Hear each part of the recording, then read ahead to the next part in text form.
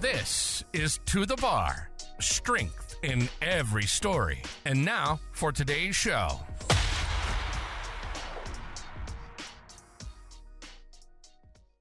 Right. Welcome to the bar. So, episode 203. I'm Jess Roebuck-Slaney. I'm Aaron Holt. And today's guest we have Claire Deacon from British Weightlifting. And so, just remind me, your title is Events Lead, Competitions Lead? Events Lead. Lead. Events Lead for BWL, which is a pretty impressive role. I mean, when we think about all the different events that BWL do, actually, that's got to be a massive role. Yeah, that's why it used to, obviously Ed had the title of competitions manager a few years ago. So when I came on board, we changed it to events because that was the thing. It's like we started to branch out at that point. So they felt that encompassed everything we do rather than just run competitions. Because, I mean, obviously British weightlifting isn't just British weightlifting, it's British weightlifting and Paralympic. Yeah, exactly. Powerlifting. Yeah. PPP. PPP. Alliteration, which we struggle with. And then all your, additional events. So when we think about the Gymshark events or your Innovating, all that sort of stuff as well. So it's a massive role. Yeah. It's exciting. It's a lot, but it's good. I love it. Keeps you busy, that's for sure. Yeah, it does. Right. Yeah. So I think one of the reasons we're here today to talk about is cue points. Yes. So I'm going to just throw it out there and go like, what the hell is it? So give us a bit of an overview of what it is and how we've come to using cue points for the Masters, let's put it that. Yeah, so I think it all stems back to England Championships 23, where we had the first time 3 platforms and we had Masters with us there. And I think if you remember, it wasn't as busy as we expect it to be. Fast forward to the British the next year. There's so many entries. I think we had 180 odd, and the female entries filled up in 10 minutes. Yeah. So we were like, right. And it was just the floodgates open, tickets open sort of thing, and it just went straight away, didn't it? We were in a meeting, and then we were having phone calls and messages going, "It's full, I can't get in." So we were like, right, something needs to change. We saw this pattern of just an increase in Masters lifters, which is amazing. Yeah. And obviously Matt went out with the webinar and just asked the community what they wanted to do. I wasn't able to make that, so I'm going to have to generalise on the points that Maggie told me. Yeah, we were there. Yeah, so you'll probably know more than me in that aspect. But he obviously referenced cue points and looked at a way in which to make the Masters more competitive. Because we've always had it first come, first serve, which obviously, like I said, wasn't working anymore because we were just filling up those spaces far too fast. And we're just at capacity, essentially, at the moment. When it comes to the British Championships, which we're talking about most of the cue points currently, we've got the para-powerlifters with us, the seniors and the masters. And we can only do so much over those few days. So we had to find a way to limit so many athletes coming on board. So I think cue points is relatively new. Please correct me if I'm wrong, but it's it's a Sinclair with an age formula on the Masters capacity. So we kind of thought that'd be a good way in which to try and find a way for invites to exist for Masters, because we've always had questions and we've had to point out that we can't invite the top lifters in every category because that's 200 people, because you've got 10 age groups and 10 weight categories as it was then. Yep. Obviously we're changing now, but it was just like, that's far too many athletes. And if we did that, everyone is still 180. Even when we change weight categories, it's still 180 people. Yeah, that's insane. Yeah. And everyone would get a gold medal, and that's not a competition really. No. That's just a come and lift. Well done, you're here, kind of thing. So, cue points was what was put forward.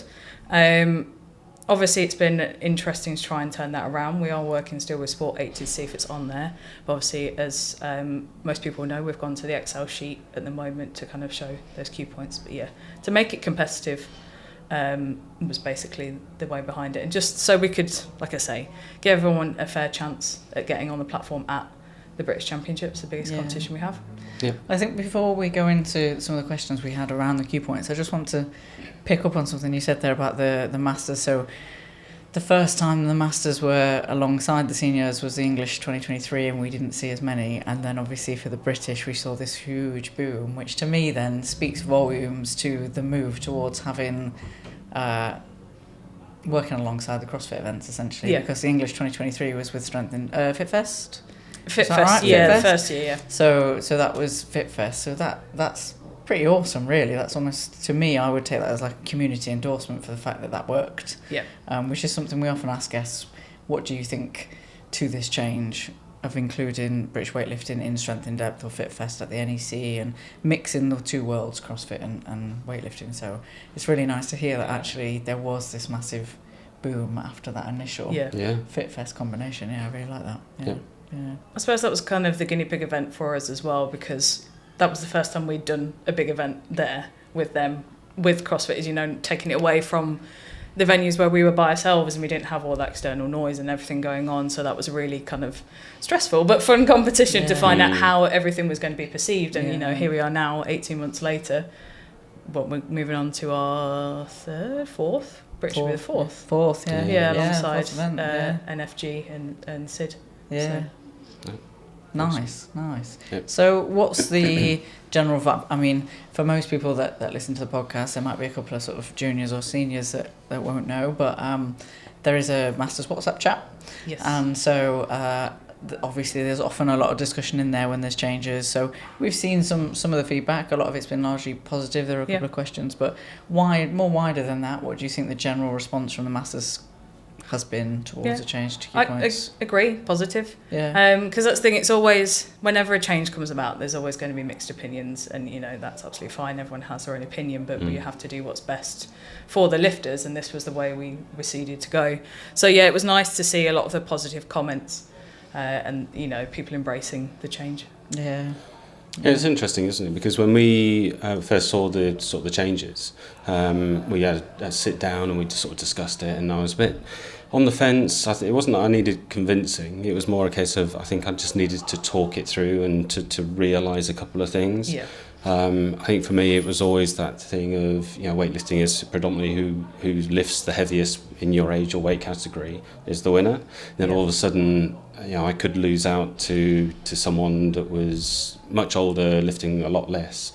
But then you were sort of very much, well, yeah, but isn't that more impressive? You know, it makes it more competitive and more impressive that someone at that age, you know, when you sort of dial it down to the key points, it's such It's just making it equitable, and I think it's really difficult, isn't it? For British weightlifting, you've got such a breadth of members. To try and make things equitable must be so challenging, and the only place we can really do that, I mean, we obviously in tier 3 everybody embraces it. We all embrace the Sinclair, or we embrace the Sinclair.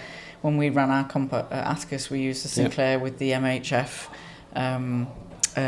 adjustment to account for age, which is not as accurate as Q points. So Q points is obviously then an increased accuracy on what we currently already use. So it was almost like, for me, people just shifting ever so slightly from thinking, well, it's okay at tier 3 to actually this is how we're going to do it as a national governing body. But yeah, I think it's great. Yeah, makes it more competitive. I don't think people realise as well with the Masters, because obviously it's 35 and over.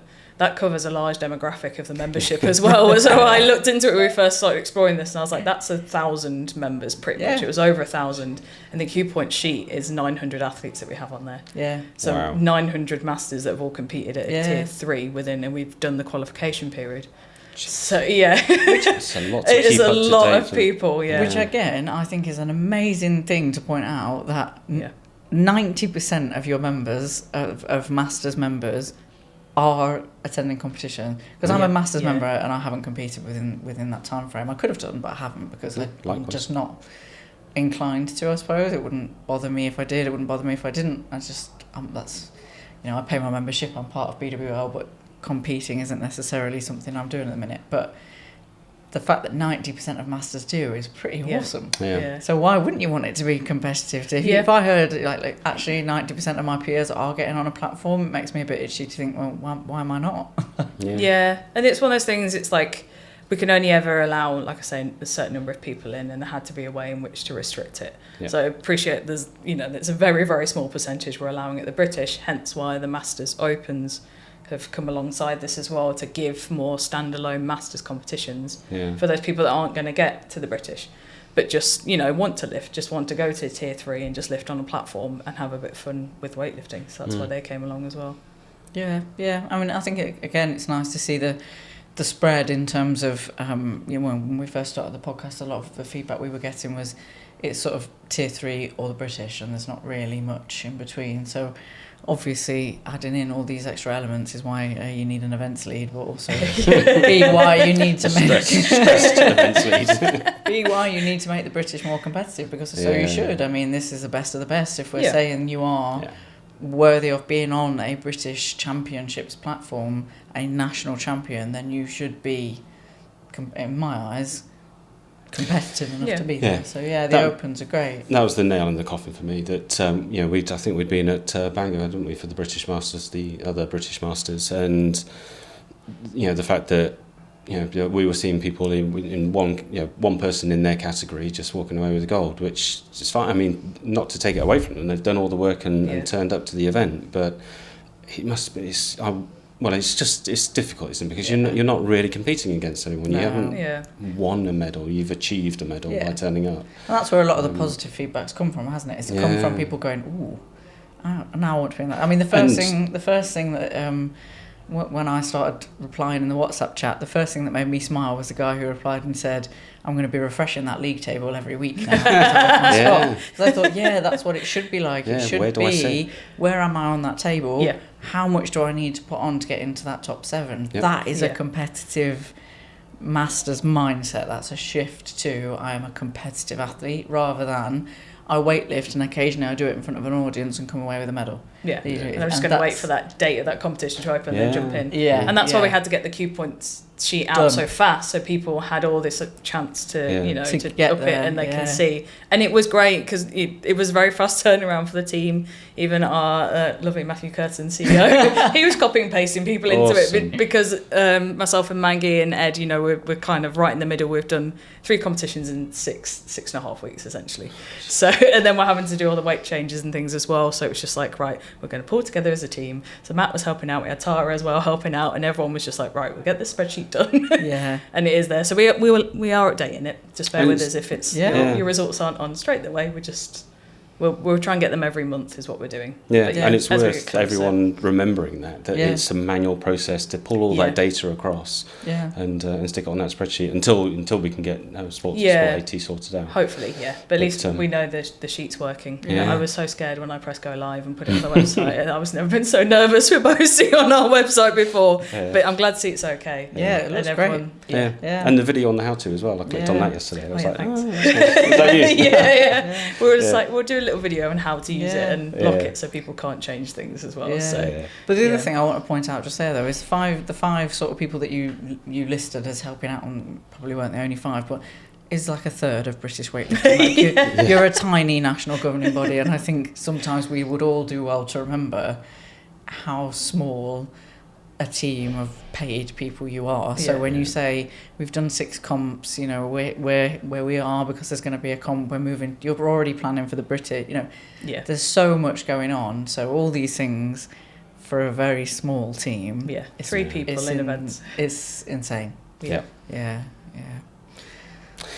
So I was going to go on to talk about sort of comps anyway, because I thought that was quite a nice segue. But before we did, I wanted just to sort of re-emphasise the fact that the whole Q points are making it competitive, and this will bore everyone apart from me because I found it really interesting last night whilst I was just doing some sums. So we've got 2 lifters, and bearing in mind I'm in the M50s now, and bodyweight category, so let's just say that we'll be in the 88. So let's say me and a 35-year-old weigh in at 89 kilos. We both total 200 kilos overall.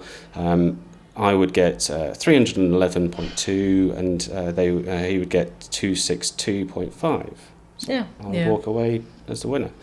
Interestingly enough, that he would then have to get a total of 238 to get the Q points total to win. So it's amazing. But then, because I put in the 89 bodyweight category, he could also weigh in at 88 kilos and get a total of 236 into 238.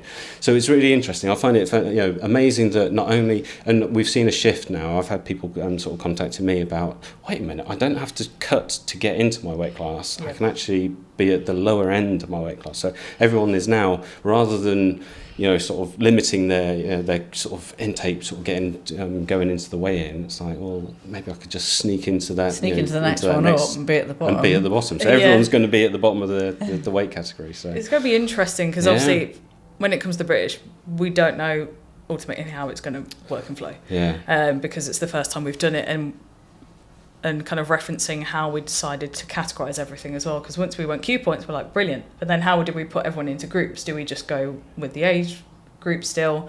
So I did, initially we had like a draft of what the sheet is now, and I put in a few weights and age ranges, and like you pointed out, it's just because they're the younger athlete doesn't necessarily mean their Q points are higher because you've got the age factor in. So I was like, that makes such a difference. So if we take the age element out because you've got the multiplication of that number, then it just weight category. Yeah. And I think if anyone looks at not like people's weight categories, but just actually the rankings of male lifters or female lifters, it is so variable because we've got some really strong older lifters. It's, I know there are categories, and certainly because we've gone from 10 to 8, that there are quite a few 35 to 39 lifters, just because they maybe are slightly more competitive. But I think across the board, I think there's quite a good variety to it. And I think it's probably worth remembering that unfortunately there is this little bit of a split between the British Masters, as in the British Masters that aligns with the International Masters, World Masters, and British Weightlifting. And certainly when we go to the British Masters competition that's just gone on in February at Bangor, there's not many of the older athletes, so I'm not talking about the 50s and below, I'm talking about the sort of 70s. There was one guy, the oldest guy there was born in 1936. I don't think he's registered with British Weightlifting, So it's actually, some people are still lifting, and they're still lifting with the the Masters, British Masters, but aren't necessarily lifting in our local Tier 3 comp. So there could be that skew element that might actually tempt in some people in terms of memberships, because I can well believe that there's going to be an 80-year-old out there that would crack a first place because we've seen them lifting elsewhere. It's just whether or not they register. So like I said, we'll see at the British how it all goes, and obviously if things don't work out, hopefully it will, because we're giving a lot of thought into it, but it is like a trial and error still. We're still trying to find the best way to make it inclusive for masters lifters. And I mean, it was quite funny having all the meetings because all of us in there were masters. I'm a master as well. So it's just like we're talking about the lifters in our group, so it's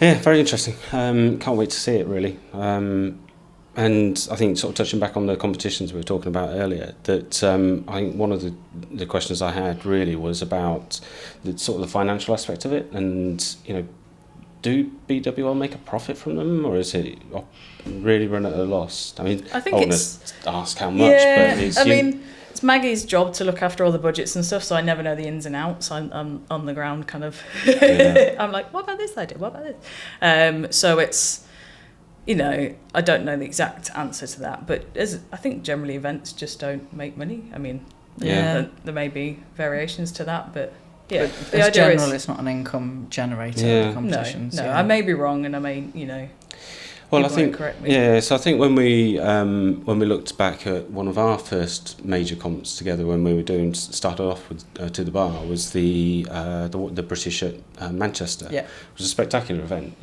Media on point. The venue was amazing.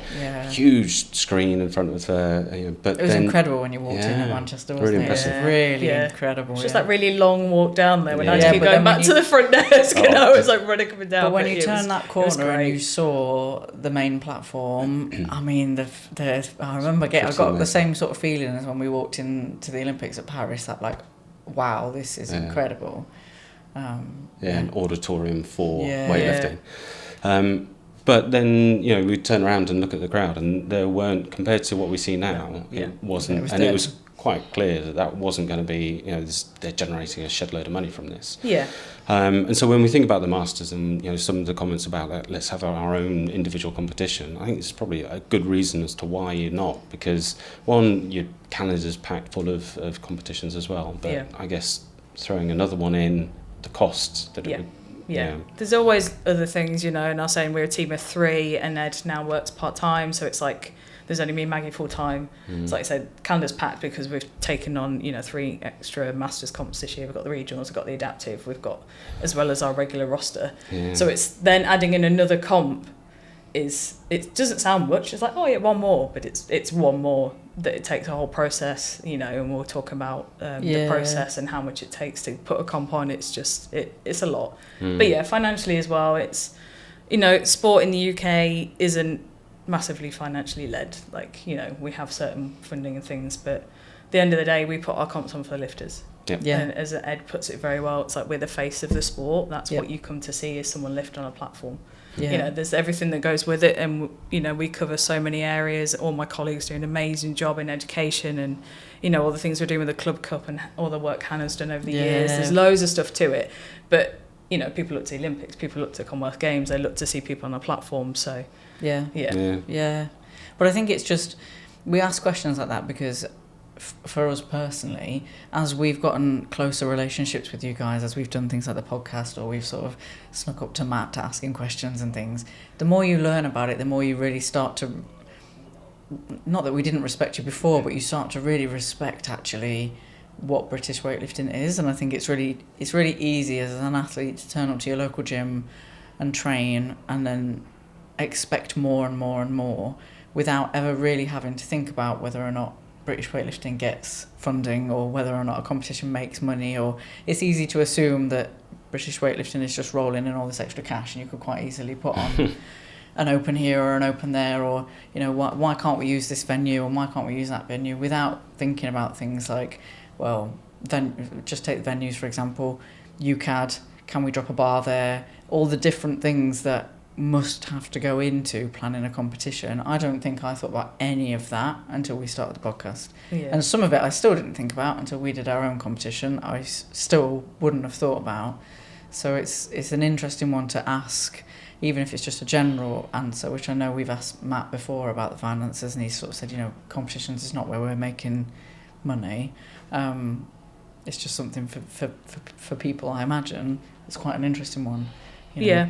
I think because they see us take spectator fees and things like that, and you know, but it is like, say, it's all the stuff that goes into it. We have to cover the transportation, the hire of the venue, and it's things like the that. Media and, people, and it's just like the cost of everything goes up each year as well, as we all know. Just generally around the UK, it's the cost of living is just going up and up and up. So it's like, you know, that's why sometimes our prices might increase a bit. It's just because it's... Well, last year when they went up, I was blaming the people that were robbing the incremental plates, because then you had to buy the padlocks. So there was padlocks work there, don't they? Everyone loves them now. We can't think of a time without them. Exactly. But there was part of me that back then on the podcast wanted to be like, well, if you stopped stealing the plates, you wouldn't have to pay for padlocks. But I didn't. Do it now everybody's calmed down. Those plates aren't cheap, which is why obviously they went missing. But it's like we don't have surplus of them. So it's like, it's again, cost. Got some sort of printing press in the background, the leak of plates, just pumping them out every time. But that probably does. I mean, unless you've got any other questions that we've missed, it leads quite nicely into your role as the events lead and what it actually takes to put a competition on. Because that's another thing. I think it's really easy for us to turn up. I mean, we've done it on a Friday at the NEC. We've turned up and everything's done, and it's easy to walk in and just think, elves have come in overnight, and that's there like that. But Ed once showed Aaron and I a picture of the space, and then on his phone, and then a picture of a big old truck in the space, obviously bringing in all the kit and stuff. And it was then that we sort of looked at each other and went, oh shit, someone had to build this. And you just don't think about it because you turn up to do your bit of the jobs, which for us is, you know, TOing and sometimes occasionally the media element, but largely TOing. So I don't think about how did that screen get there and how is this, or how is my Marshall station set up. I just turn up and expect it to be set up. So I think it's probably the NEC, wasn't it, where the wagon pulls in. That's why I love the NEC, because it's the wagon goes straight in, and it's wonderful. We can offload it, because like here at Brunel for this weekend, it's this week actually, everything has to come from the top end of the track and down the length, because the truck can't come down here and turn around. So it's things like that we have to think about as well. And like the flooring, so we'll have to lay boards to bring in every single pallet of items. Do you want to go over that again? I was just covering it because I thought maybe I could shield from the rowdy bunch outside. Don't worry about it, guys. It's just in a university, you're going to get some rowdy. They've just got over the hangovers. Just woken up, yeah. Rolling off to McDonald's. It's just getting that little bit louder every second, and I was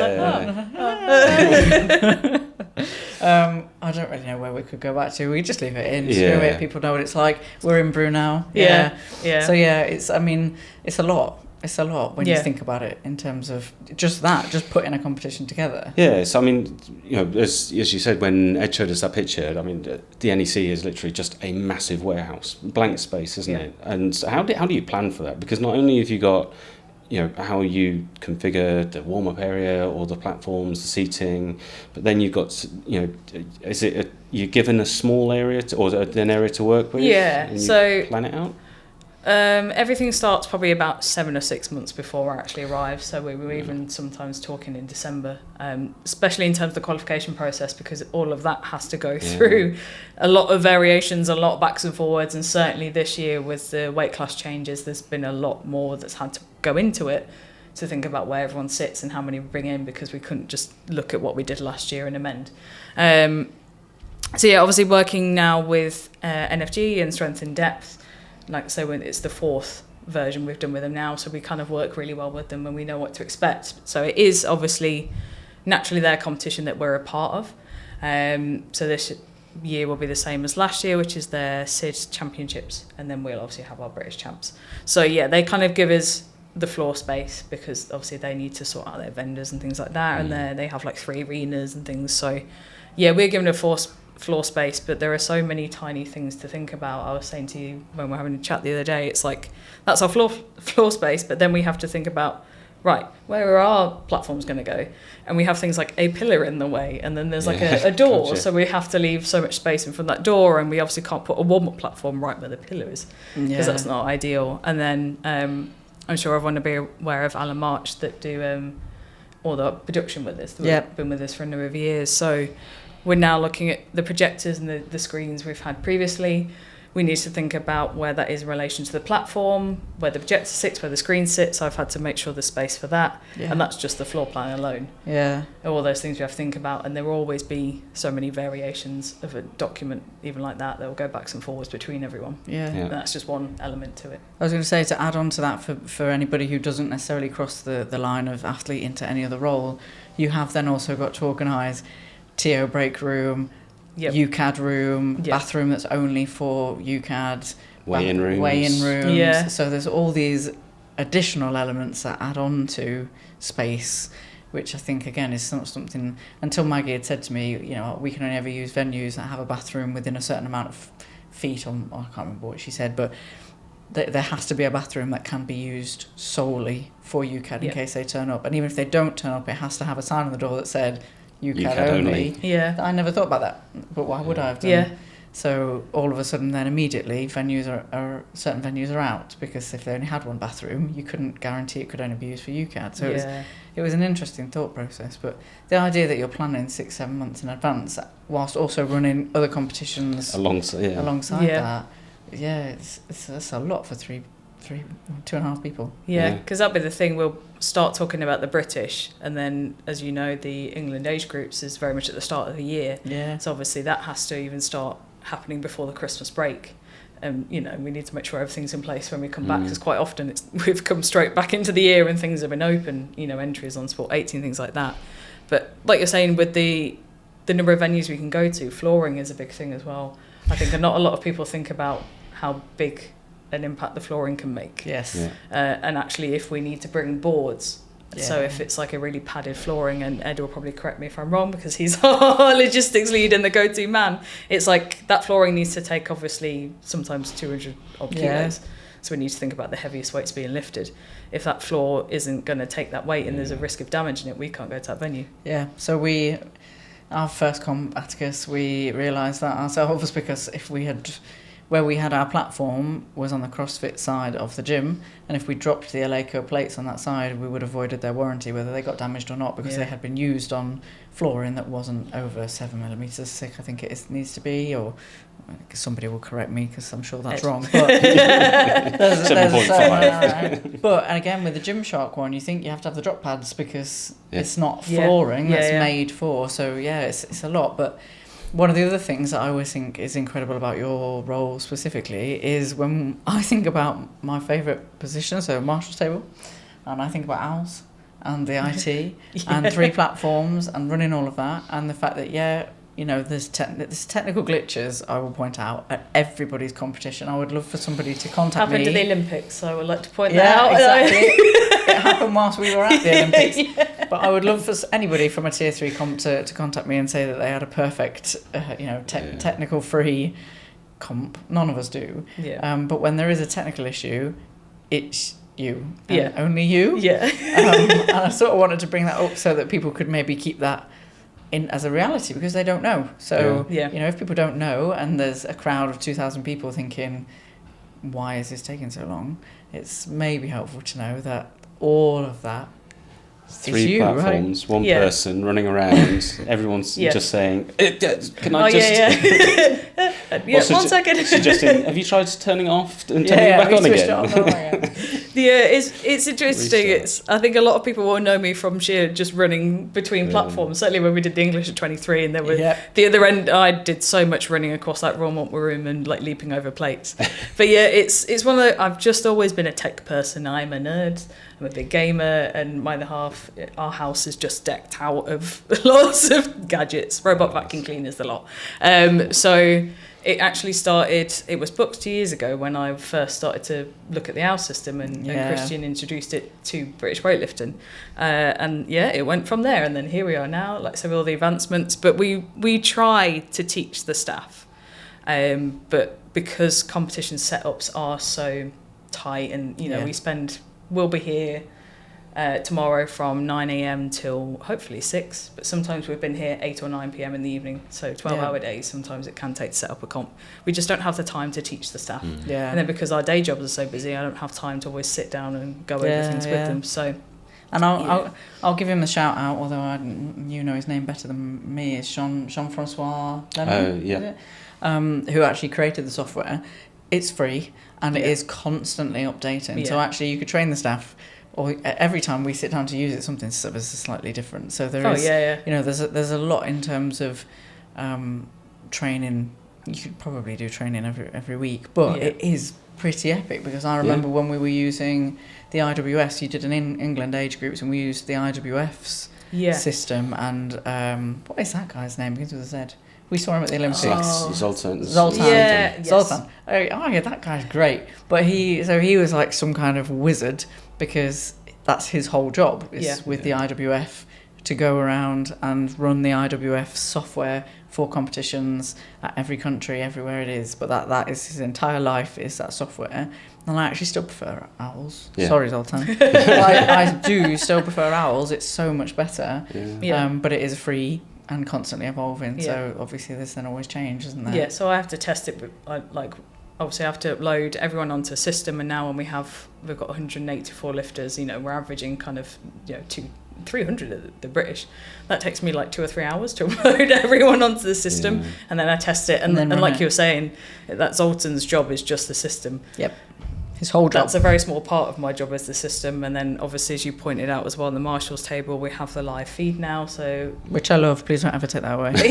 I have learned very quickly how much people love that, and how much they rely on it. The second that camera gets shifted, I've had little children accidentally knock the camera before, and everyone's like, I can't see. I actually did come out and move it back in one of the 5-minute breaks. Because I was like, I turned around to watch it, and somebody had knocked it, and I was like, no, that won't do. Facing the floor. So as soon as there was a 5-minute break, I think I said to you, just hold my station for a second. So that's what you were doing. Yeah, good, thank you. Protect it. It's one less thing for me to do. It makes a massive difference. Yeah. Well, it also makes a difference, I think, for the coaches tactfully, because if you can see, what I see happening is I see coaches watching their athletes, competitor, lift on that platform from that camera, and I watch them think, they're not going to make their next one. I'm going up or I'm not going up. So it's sort of it's multifaceted. For me, it's entertaining because then I don't get to miss out on seeing the lifts on the platform. I just have to, I think I said it on the Julie episode, I just have to wind myself back in sometimes when I say, oh, that's a no lift, and then 3 white lights come through, and I'm like, yes, we all do it. But we all do it, So it's the whole point, isn't it, is that you have 3 refs for a reason. Yeah, exactly. I'm seeing it from a very different angle than a ref would see, so... I think we listed down some of the things that we thought came under your role.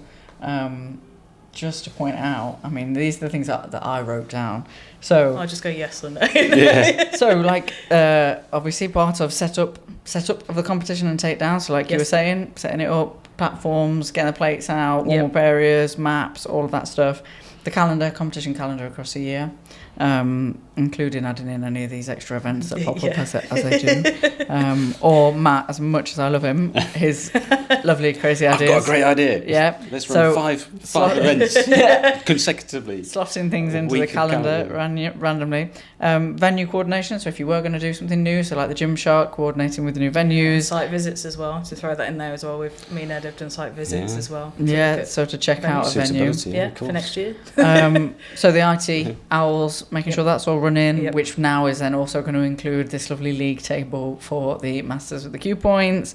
Which I've still got to test, so there's all the testing that goes with it, so I've got all that. We've got volunteers and rota, because obviously TOs, the whole point of To The Bar when we originally set it up was to try and get in some more TOs. And I think we did do we did see quite a lot of people go, or we see a lot of new faces. So I'm hoping that we are trying to make being a technical official a little bit more appealing. Yeah. But ultimately, you do still have massive gaps in the rota, and you are always having to try and either entice in new volunteers or organise the TOs, make sure TOs have got water, make sure the TOs have got a rest break, do a TO rota. Yeah. And on that note, we're, like you say, there are still gaps that we have, and we're aware that, there's lots of TOs out there, but it's not for everyone going to volunteer at a big competition and things like that. But we are trying to work on a proper pathway.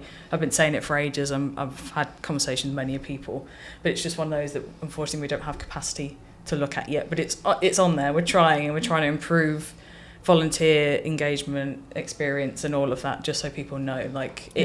We're not just going, we don't get TOs. We are actively trying, but because of the calendar and everything else that you're listing, it's... And I think realistically, if you are going to be a TO, or if you're interested at all in being a TO, it's because you love weightlifting and you want the best for the person on the platform. So for me, a lot of that, if you gave me the choice and something had to drop, it wouldn't be something that was going to affect the lifter on the platform. Yeah. So as much as the development pathway for TOs is really important, actually if it came at sacrificing something that was really important for the English or the British, or it's hard to balance, is what I'm saying basically. It's a difficult one, so I can understand why when you're looking at time that pathway maybe doesn't get priority, but there's still entry level elements to TOing that people can get involved in, and before you go on, I think it's one of my bugbears. It winds me up immensely that we have a competition. I don't know how many people are going to be at the British or at BUCS,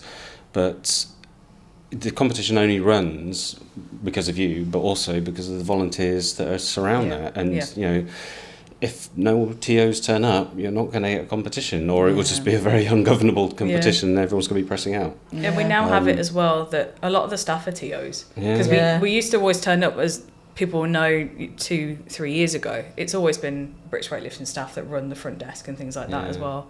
And that's something to point out. It's not just the events team that are here. We're talking, you've got Ash coming down tomorrow from education. Kath will be here as well. She'll be on the front desk. We've got Lisa coming down. We've got, everyone comes to help. Yeah. But now we're TOs because we've had to jump in gaps because we do have those occasions where we're just short. Yeah. But there's plenty of clubs that do have TOs and that will be here. There's plenty of coaches that are also TOs, and without shaming people, could jump in and even if it's just one, we get it's a cost to say come somewhere for the weekend and pay for a hotel. But even if you could just do a day, if it's nearby to you and you can make it there and back in a day. Great. Yeah. Or if you're here anyway and you finished with your lifter and you finished, or you've lifted, what I love, and I'm going to use Stefano as an example, or Max Rivaldi as well. I've seen do it. Literally come off of the platform and while still in their singlets, sit down and load. That I love. Ramiro's loaded before as well. I think it was BUCS last year. He jumped in. I just love it. I love it when they're like, do you know what? I've done my bit. I'm gonna help out. And I think if an athlete can do that, and they're young athletes as well. The three that we've just named there are younger athletes. Yeah. If they can think, somebody's done that for me, so I'm going to do it for them, then maybe some more of us can think, right, I'm here, I've done my coaching now, what can I do to help? Or here, I'm here, I've lifted, what can I do tomorrow? Because I'm already here, So it's worth pointing out that you don't have to be one and or the other. You can be all these things, because I think, you are going to coach during BUCS, you've coached whilst also being a TO at the British. We all sit in multiple roles. So You said that a lot more eloquently than I would have done. That's because I'm usually the one that's like, everybody's a dick. So I try to balance myself, and today is me balancing. Well done. So then I've also got on here entrance, so obviously managing queries from people who enter the competition, which I imagine is quite a lot. But you were talking about people, not I want to say complaining, but pointing out, say, quickest finger, quickest on the button. Yeah. So when people get in touch about that, you've sold out already. That's you guys that are there, that are the face of that. We've got TCRR updates, because thinking about this Q points change and the weight category changes, that sits with you and Maggie to write that change to the term that TCRR.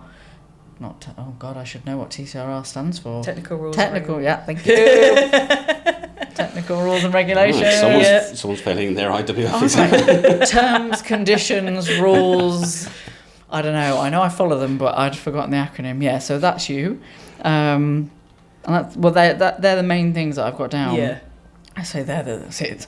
But obviously, that's a lot. There's still more to it as well, because like you said, when Sport 80, we still have to help all the tier 3s. So I know Sport 80 because I've got that technical, like tech mind. The geek. So the geek. I'm enabled as BDRL's IT person as well. Yes. Another hat. But it's like, so we assist all the, tier 3s if people haven't put comps on before, and general incoming queries and emails and things. I mean, you did it for us at Ask Us. So I mean, we accidentally, and I definitely wouldn't have done it if I'd known, put our comp on the very last day to qualify for the English, which meant that our results had to go on Sport 80 before midnight in order for people had made qualification totals. So you obviously sat down and showed me how to, because I'd never done it before, how to upload those results on Sport 80. And again, it's stuff we want to do. We want to change the website. We've got access to do a few things this year, but again, it's time. We just don't have the capacity yet. We have all these on our list to do at some point this year, but so it's like all the incoming phone calls. I mean, a lot of that is also Maggie's job. She helps, we work together. She does a lot of the rotas for competitions for the TOs. But there will be, no joke, probably about 5 or 6 variations of each document that will go backs and forwards. Start lists and schedules as well. And all of that, as soon as we have the entries close, even checking all the entries. So I don't think people just assume we take that 180, like I say, for this weekend. We just take all of those. No, we go through and we check them to make sure everyone's made qualification. And now we've started to check that, make sure they've actually achieved that qualification total. Not necessarily, we hope the competition they've listed. But cross-check that is accurate. Certainly with BUCS, we did have issues because they accidentally put incorrect weight categories on. So we've had a right nightmare backs and forwards. And we've had to email a lot of lifters, so we contact them directly. Same with the coaches. Everyone obviously puts 2 coaches forward on their entry form. I have to manually check every single one of those coaches to make sure they have all the credentials and that everything falls within the dates. Yeah, and I'm going to point out now on the podcast for any coaches listening that you do have to have safeguarding and a DBS in order to get into a back room if you don't want us kicking you out. Because as a marshal or a technical controller, or I mean, at BUCS it was lovely because not BUCS, but British. I don't know who it was that you paid to sort of stand there and be bodyguard. Oh yeah, the Oldbury Army, as I'm calling them now, and we had also volunteers as well from elsewhere. But loved it. Loved it because they were just like, "Where's your wristband?" So we didn't have to bother. But otherwise, you're not getting a wristband if you've not got those things, and they are quite simple, and it's very clear in the TCRRs that you do need those things. And it's for a reason. It's not just something we've put in place. I think people need to remember we're a national governing body of a sport, and we have so many guidelines that we have to adhere to in terms of safeguarding and insurance, and that's why a lot of these things are in place. I think a lot of people go, "Oh, it's just British weightlifting." It's like, no, we're having to do things because we're asked to do them by UK Sport England. I find having that argument a lot about the safeguarding training. That's a UK sport requirement, so it's not British weightlifting just going, everybody needs to do a safeguarding course. That's a UK sport requirement in order for you to get funding from UK Sport. you have to be in line with that guidance, and therefore we have to do as we're asked in order to do that. So it's sort of remembering that we're all part of a bigger system, and there's no one person that you can point a finger at and say, oh, I'm not going to do that because they want you to. It's all part of a wider funding stream, I suppose. So yeah, I mean, that's pretty huge as a role. And I said that there's more on that as well. Like, so, or the software, and, you know, I have things in mind that I want to bring in for the British. I won't say what they are, just in case I don't get them done. And, you know, it's stuff to enhance what we have every year. Obviously, you remember, like I say, we first brought the OWL system on, and then since then the live stream's improved, and then since then we've had the camera in the back room. It's like every year we're looking to enhance things, and even with all our processes, all that takes time and takes discussion. Like, poor Maggie has to endure like 2 or 3 phone calls from me a day because I have so many questions and running through. And like, we've obviously got all the paras as well, so we have all their competitions. All the records, and obviously the records are changing with the weight categories. We've got things like this, changes on the website that we've done as well. And I've got to say, I loved that last year though. That the English must have been the English, having the powerlifting at the same time. Being able to that one day being able to. I was absolutely in awe watching the bench press, because we're never around for when the para's on, so being able to actually see the bench pressing from the powerlifters on that day was incredible. There was one guy, and I think I probably creeped him out a little bit, because I was just stood like, what is that? That is insane. So having the weightlifting and that together, I thought was amazing. So when you think about always trying to improve, little things like that to me are an improvement as well, in the sense of mixing us together. We are British Weightlifting and powerlifting. So there's still a massive part of it's a community. And I love it. I love doing the para events, and the team have done an incredible job. I mean, look at the results they had out of Paris, and it's great for us to see more lifters come through as well. So it's always a joy to do the para events and see the paras lift. Which probably brings us very nicely onto one of our next topics, which is something we wanted to plug. Well, probably this episode might go out a little bit too late to plug anybody to encourage them to enter, but at least to be aware on social media, is the Adaptive Open that we've got coming. Can't wait for this. So I'm going to just say, I'm going to open it and say, can you tell us a bit about the Adaptive Open? So, and this is probably, before we go on to it, one of the other things, this is entirely new, so all the rules and regulations we had to write for this as well, because, and it's things like that, you know, all the documents that go with all our competitions. But I think people may remember Nigel, who came to lift at the British Open. We had Abby as well. But basically, Nigel reached out to us at British Open August last year and said, can I come lift? Because he lived down the road from Emily's gym when we had that competition down. Musket, So we were like, absolutely. Never had a wheelchair lifter come and do any weightlifting. Me and Maggie have never worked, because, you know, we're both, Maggie's done a bit of coaching, I'm a weightlifting coach as well. We've never worked with adapted disabled lifters. We're like, but we'll make it work. So I went away, you know, with Maggie, we looked at what we could do and how we could make it still adhere to weightlifting, but make it more, you know, we've extended the time, same as paras, they have 2 minutes to get onto the platform and things like that, and they're allowed extra straps and equipment and things. So we had the basis then, and I don't know what happened, in all honesty, and people ask me and I'm like, we just went from that and then now to the adaptive comp. I think we just had conversations, you know, we asked them on their feedback. Abby and Nigel loved it, they had a great time, and then before I know it, we're doing another one. Why not? I think I just turned around to Maggie and said, why don't we do one? It went down well. There is this community out there, you know, let's go to Oldbury because we've done para comps there, the access is great, we know Sam is an amazing guy, and he will help us out so much. Like, it's a lovely venue, we've got big open space, it's in the Midlands, and then May 31st, first ever fully adaptive weightlifting competition. So just go through the competition categories. So we've got upper extremity, lower extremity, neuromuscular, seated, multi-extremity impairments, short stature, and blind athletes as well. And it's, you know, as you say, being able to encompass all these people these amazing athletes and giving them a platform to go out and sort of showcase their talent and amazing strength. Well, I mean, it's just incredible, isn't it? Yeah. It comes back to the conversation about the Masters and making things equitable. And so actually making the sport accessible, which we know it is, but making the ability for people to compete equitable. Yeah. So as amazing as it is, I'm going to add a little nod to the fact that it's also then another event that you've got to slot into your calendar and that plan is different. That is different, but different in an amazing way. So obviously by the time this goes out, it should be just before the WodAptive. So what I'm hoping is we can try and drive some people towards, maybe, I don't know if you're going to have a live stream, but certainly we'll do some media. We're going to go down and do some media coverage.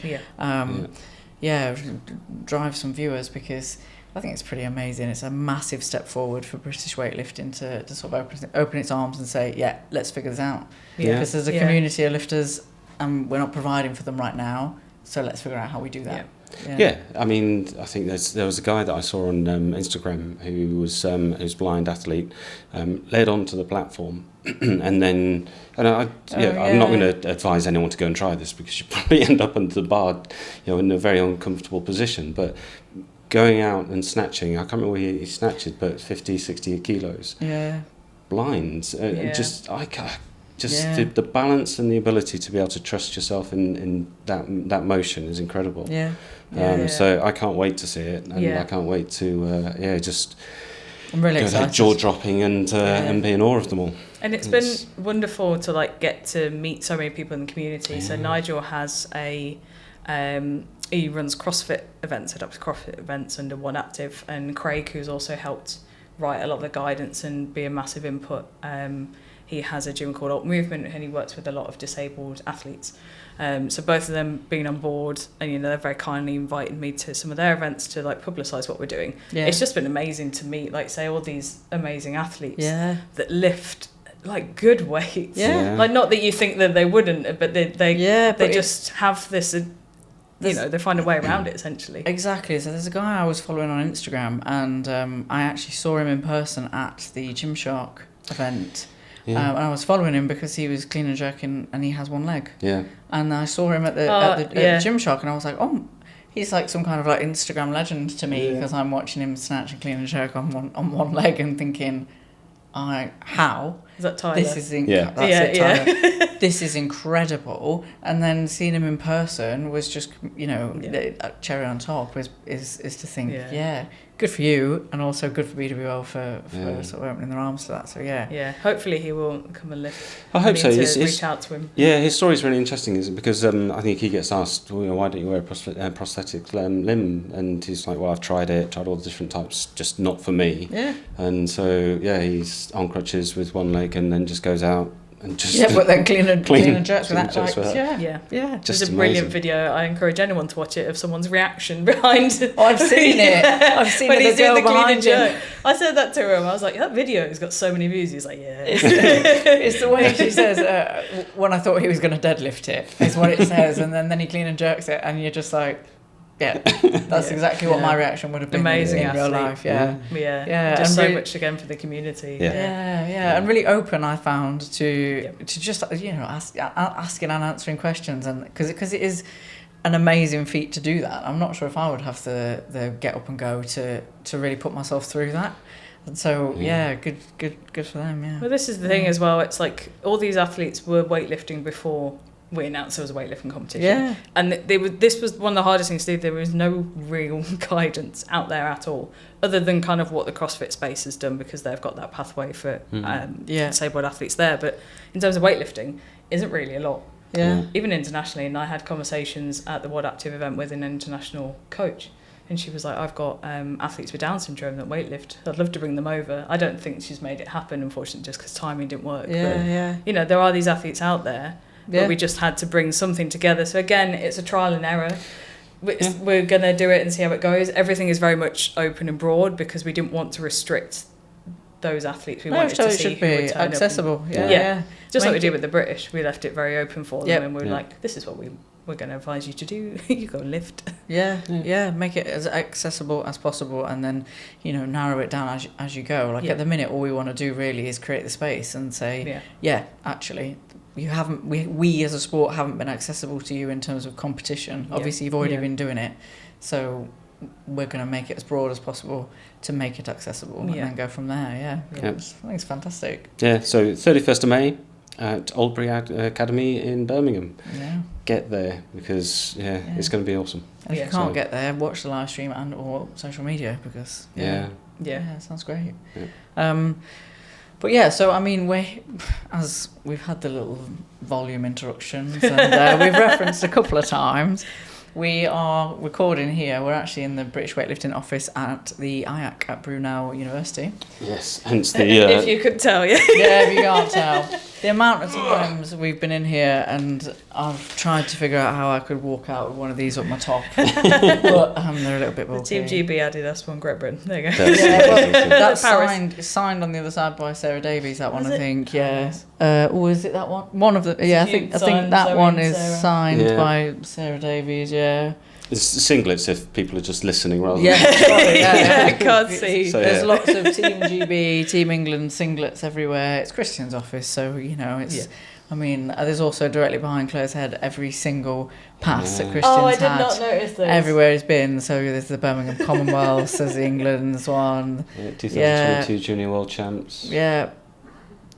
It's like a little, sometimes you come in here and it's like a little museum of weightlifting, isn't it? I mean, I've come in here before and when Matt's been in here and he's just like flinging a pin at you and he's just been abroad somewhere and he's got something. But it's a lovely space. But we're here because you guys are all coming down from British Weightlifting for BUCS, which is the British University Championships, which, as I understand it, actually isn't even yours. So I'm not entirely sure why you guys are doing all the work. How did you end up, it's always been, as far as I've been at British Weightlifting, it's always been a competition. But BUCS is it's a national-wide, and again, correct me if I'm wrong, people, but a national-wide thing, and it's a load of other sports, because our friends at powerlifting, they have powerlifting variations as well. Everything goes through them, which is the strange thing for us because we have to wait to get all the information. So you lose all of your control. Yeah, a little bit. We have to go through someone else. But it's so when we're talking about uploading all the entries and we do all the start lists, I'm so used to having our Sport 82 form and we keep the information we need and it's in the same place. And then we get it's information from someone else and they didn't send us the coaches. And I had to be like, Maggie, can you please ask them to send us the coaches because we need to know. So essentially they collect all the entries and like I said earlier, there was an issue with the entry form as well this year which caused a few hiccups on our side, but and then we pop the competition on, so we just pop it on. We just come down from the north. And that's the thing as well because it's we are down south to a northerner because British Weightlifting, we used to be based in Leeds. So a lot of the guys that have been here before myself, I've been here about 4 years, it's we all are northern based. And then we became remote because of COVID, so we have kind of now 50-50 north and south. But so this is only the second time I've been in this office and the second time I've been in Brunel, so because it's down south. But so I'm guessing Ed turns up tomorrow with the wagons. Ed is turning up today, because it's a good 3.5 hour drive for us, so we'll pop down here to meet the wagon at 9 a.m. tomorrow, and then like I say, it will take us, hopefully, fingers crossed, we'll be done at 6, because now we bring in a rigging crew that will come and help us. We used to always have staff, and I'm sure some of my colleagues will remember the days where it was all us and we had no rigging crew, and then we kind of went to a hybrid 50-50, and then now we've started to bring on more rigging crew, just because they come in lovely and fresh, lay everything down, do the heavy lifting. I definitely remember the days when it was just the staff, because you would turn up and you knew it was just the staff. No offence, guys. You'd see us at the end. But you knew it was just the staff. I have some fond memories. I remember when we had,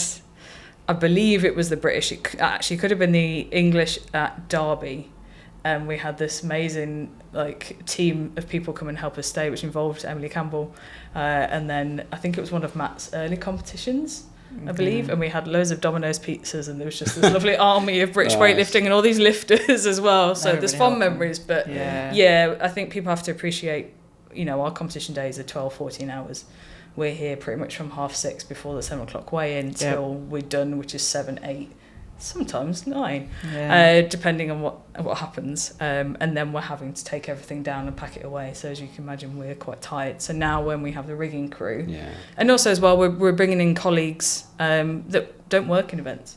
You know, they work in other areas, and it takes them out of their day job to come and help us set up a competition. So we're trying to stop that now so we can keep the business running still. Yep. Absolutely. And obviously for us, it's like, I've still got 10,000 things going on, but, you know, we're here setting up because that's our job. Yeah. Yeah, well, as you say, you know, you're already planning for the British and other competitions coming up sort of early next year as well. So yeah, we've got the regionals up next, so there's all that going on as well. So yeah, and so the regionals, is that just for the masters, or is that regionals in general? So we have the regionals for the seniors and age groups, which hopefully we'll get some more information out on. But we've got the first one at Central Staffs, and obviously, like I say, by the time this has gone out, you've got one at North Tyneside as well. Is that right? So we've got 2 this year. Again, it's just. We've taken the British Open and just split it so we can have it in more places to reach more lifters. Yep. It's just, you know, that extra experience. The class is tier 3 because we wanted to bring it somewhere in between a tier 2 and a tier 3, but that doesn't exist. So they're called a tier 3. So that is the start of May. But obviously, by the time this goes out, it will have happened. But we have got one year later in the year as well. So hopefully we'll get more information about that out to lifters soon. Yep. Because again, we've just, poor Lilla, we've bombarded her with all this stuff, all the social media, and that's something as well. We have all the social media. We have to we give her a long list of things we need to get out. Yeah. And this is hopefully where you're going to start seeing our ugly mugs a little bit more. So we're going to try and help you a little bit with that. So we can appreciate it. I think the more we get involved, the more we can see actually how much there is for you to do and how few people there are for you to get through it all. So. And that's why the riggers have been a massive help. And actually England age groups that we just had earlier in the year was probably one of the smoothest setups we've had, because they just came in and just did a lot of it. But even for me, and it's something we're still working on, they can't, or you know, the software is a different kettle of fish for them to try and lay out. It's a bit easier to tell them to go move a platform, move some weights. So Ed does a great job at organising them and getting them to do that, but the tech still takes me a good 5 hours to lay everything. Well, especially when you've got three platforms and they're all running on the same system. That was even 2 and it still took me about 5 hours. So it takes me a long time. But today, tomorrow even, we'll have 2 platforms again here. So it shouldn't take me as long. I've sent Maggie a little pack that I built as well, so hopefully she'll be on it and helping me out. Awesome. But it is, we all chip in. It's, you know, the 3 of us are here at every competition. Laying everything down, and then Ed has his weightlifting on wheels, and he'll do various tier 3s as well. Weightlifting on wheels. He's referred to everyone as weightlifting on wheels. I've got my little. In fact, it's over there. Look, my little weight. The stickers that Maggie made. So BUCS, and it's always nice coming back to a venue we used previously, because we know exactly what we're getting in for as well. Which we know about bringing the wagon down. We know after we lay the boards, and conveniently here there are already warm-up platforms for us to use as well. So that makes life a little bit easier for us as well. I was going to say, because there's 6 warm-up platforms, or 6 platforms where there are 5 that they train on. And then, so because you've got the 2 platforms, obviously you need more space.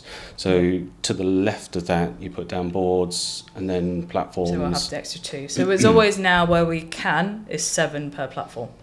Because we'll always go to the biggest group of 14 lifters. So you've got 2 per warm-up platform. But it's a lot of university students coming through.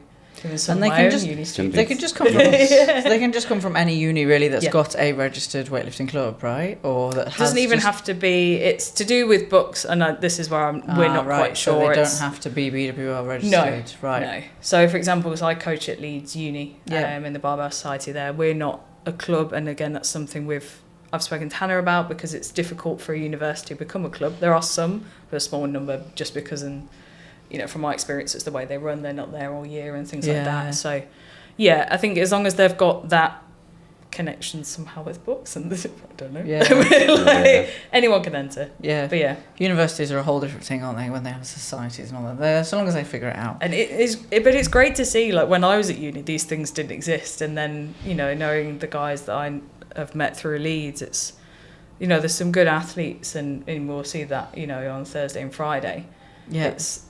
there's so much more opportunity now for younger lifters, and we see that in weightlifting as well, because we're seeing, Amelie Pelter, Assis and people like that are coming through from a younger age. Yes, they're younger than uni students, I believe, but it's like, you see it coming through the ranks. Yeah, we keep talking about this change, I say change, that we're in this transition period, and you are seeing people like Funmi, people like Aziz, people like, Emily, and you see, and Amelie, and you see all of these younger lifters, and the potential is amazing. So it's exciting. BUCS is exciting because you get variety. I think my experience of BUCS has been, sometimes you're like, where does that person come from? And then other times you're a bit like, okay, you're on a platform. But it is what it First is. comp sort of thing. Bless them for going both out of my lifters, but there's 3 I know lifting this week, but 2 of them, it's their first British weightlifting comp. They've done the tier 3 to get here, but but that's what an fascinating. event to come out to, really. It's pretty jumping out into the fire. It's fascinating as a TO to sit in front of that, because in the same group you can have somebody that's never done a competition before, who is quite obviously a brand new lifter and quite obviously never done a competition before, and maybe not great, but a beginner, and somebody who is a beginner and comes out and you could well believe they had competed a million times before, because you already see the potential and you think, I'm going to see that person again relatively soon somewhere else. So it's a really interesting one for me, considering it's not a British weightlifting competition, because I have seen talent in there before and thought I'll see you again, and have done later down the line. I know you guys have got a list of lifters, like you say, you're helping us out with social media, and there's a good few people. I mean, Sarah's here again because Sarah's of her scholarship, so we've got people, like you say, from the first time. Certainly, my lifters, it's their first time coming here, and then you've got people like Sarah Davies, but it's an inspiration for them as well. Which this is the thing, isn't it? It's one of the things I said the first time you guys put the English together, and it was the warm-up area had the masters, the seniors, everybody in. The idea that you're warming up next to Chris Murray, because your group would have been warming up next to Chris Murray warming up. I mean, that's amazing. That to me is that inclusion. The fact that a first-time lifter can be on the same platform as Sarah Davies is inspirational. I'd be disappointed if they didn't turn up. Yeah. To miss that opportunity to train next to them, to warm even up if I turned up and pressed every single left out, I wouldn't care, because I've done it on a platform with an Olympian. It's the same thing as if Emily Campbell's going to be somewhere, anyone that you know that is somebody in our sport, that has gone somewhere, Europeans, Worlds, Commonwealths. It's a privilege to lift with them or around them, and to learn from them and their experiences. So BUCS is a special one, because you get such a variety. It's, like I say, so it's weird in the sense that it's not yours, but it's special as a TO to see that breadth of talent, from brand new, first time touching a barbell, maybe coming out and doing 35 kilos, to somebody coming out and doing like Sarah Davies, and impressive, much more than that, in the same group. So you said that you're, so not only you setting up and sort of helping to running it, but coaching as well. You've got 3 lifters, you said? Chloe, she has her own coach, because she's been weightlifting for a long time, but I've been at the society kind of 18 months. The former coach very kindly recommended me. It was at this time last year that I saw 2 of the other lifters when I'd just taken over come here. But so actually this time I'm coaching. Nice. So nice. Luckily they're in the different groups. I was like, because they were both the same weight class, and I was like, please don't be in the same group, because that side of things is still very much new to me. I've been a weightlifting coach for probably about 4 years. But to be at a competition, because obviously I'm running them, and I've never had competitive lifters, so I hope I'm on your Marshall's table. That's what I'm going to say. I hope. You're going to be really I know Erin, you are for one of them. That's right. Because I looked and I was like, don't be judgmental of me. But no, it's exciting, and it's been such a privilege to see so many lifters come into the sport, and I've kind of met them through various. Some people have been in it for a while, some people are brand new, and it's always one of my highlights of my week is to go to Leeds Uni and just to coach. We only have a small group, but it's just to see them all enjoy it. With the sunny weather, people improve. It's the small improvements that make you, like as a coach, that really make the difference, isn't it? And when you see someone change even just something really small, but you see it consistently, that's they're the big wins. Because we had to go through, because obviously we have the virtuals as well, which is something else we look after and do. So they came through the virtuals, 2 of my lifters, to get more, increase their qualification total, and I wasn't allowed to judge it for obvious reasons. But it was just like I was messaging Maggie going, how did they do? What did they get? So it's just I'm looking forward to it. It's gonna be very nervous. They'll be nervous, but we'll be nervous together. Yeah, exactly. It's gonna smash it. It's nothing wrong coaching in front of all your colleagues. We're all like weightlifting coaches as well. You'll smash it. You'll smash it. Well, I'll see is Maggie going. She'll be watching me from the other side of the room, but no, it's gonna be it's gonna be really good. Well, we're looking forward to it. So we'll see you. We're gonna have tomorrow, I say off, back at our day jobs, and we'll leave you to your day job of setting it all up. So by the time we come back, it'll look ever so different. It will. Awesome. But thank you for going through all of that. Yeah, thanks. And we threw quite a lot of topics at you, but it's nice to have somebody from BWL on and actually get a bit of insight in terms of what happens on the other side. And it's obviously I'm one department, everything else and all the other areas that our colleagues. Warn the rest of your colleagues, because we're coming for them all. I've been coming for Maggie. I've been coming for Maggie and Ed for forever. I know, that's the thing, you went to Maggie and then you ended up with me. Oh no, we went to you and Maggie, and Maggie just said, absolutely, Maggie, I've been to Maggie a million times just for Maggie, not for the British weightlifting thing, but she just won't talk to me. But and Ed's another one, but I've got a feeling I'd probably need a bleep button. Yeah. So and translator. We always, as much as I live in Leeds, but Ed is a northerner through and through. But I'll translate. It's all good. Pint of beer and just let him slip into. We wouldn't even need the question. Just shove a microphone in front of him. And just ask that. Or no questions, just stories about his time in weightlifting. I love it. I love it. Him and Dave together. When he shows me his pictures, he showed me a picture once when I was TOing and you weren't there, of him lifting, and I had to take a picture of the picture on Ed's phone because Ed wasn't sure how to send it to me, so that I could send it to Aaron, because the story that went with it. He said he used to record it on VCR, like a VCR, yeah. And then go back. He said in those days, if you wanted to watch it back, you'd have to rewind it on the actual video to watch it back on the little screen. He was telling me how he had all of these VCR videos still, and he's now currently trying to figure out how to get them onto DVD. Yeah. Like, really? This is just DVD, not that MP3. will be when I get a phone call. You're gonna. Claire, how'd you do this? And in another 5 years, he'll figure out that it will go from DVD and it's going to go on the computer. But I'd love to have Ed on. But yes, tell your colleagues we're coming for them eventually too. I will do. Yeah. But thank you for your time and travelling all this way from Leeds to Brunel a day before you needed to be here. So really appreciate it. Yeah. Cheers. Thank you. Cheers for coming to the bar. Thank you. Thanks. Done. You've been listening to the Bar, strength in every story.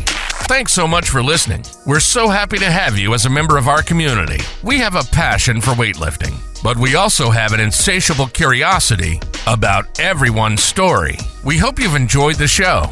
If you did, make sure to like, rate, and review. And we'll be back soon. But in the meantime, find us on Instagram at _2_thebar. And be sure to hit the website at 2-thebar.com. See you next time on To The Bar. And remember, there's strength in every story.